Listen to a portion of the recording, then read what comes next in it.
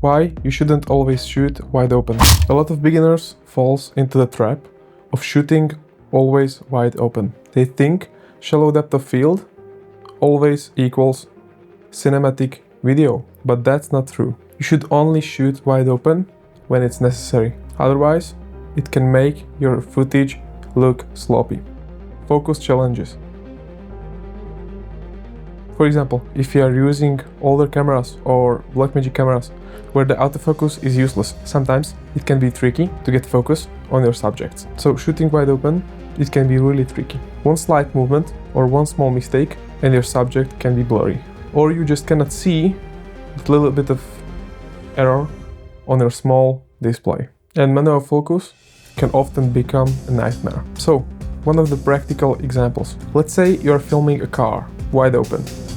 Let's say at f1.6 or 1.8. Let's say you're gonna focus on the front lights or the front bumper and your mirrors or your back wheels are gonna be out of focus, and that's a problem. And that's not what you always want.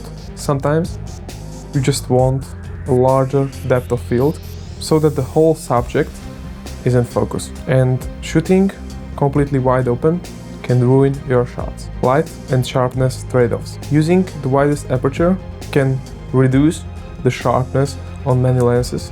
Or, for example, if you are using a speed booster, it can give you really smooth and buttery image, especially the cheaper or the older lenses. Overall, shooting f2.8 or f4 or f5 can give you a lot of sharpness. And for example, at f2.8, it can let it enough light. And it's about balancing the depth of field, the light that comes onto your sensor, and the sharpness. Creative use of aperture. The key is to use aperture creatively. Wider aperture shots are for creative, arty looking shots. Where you want shallow depth of field. Smaller aperture is for shots where you cannot make mistakes and cannot repeat the shot if you make some mistake. Or you just want to be in control, that all of your subjects are sharp, especially in situations like group shots, landscapes, or cars in motion. So stop blindly using f1.8 or 1.4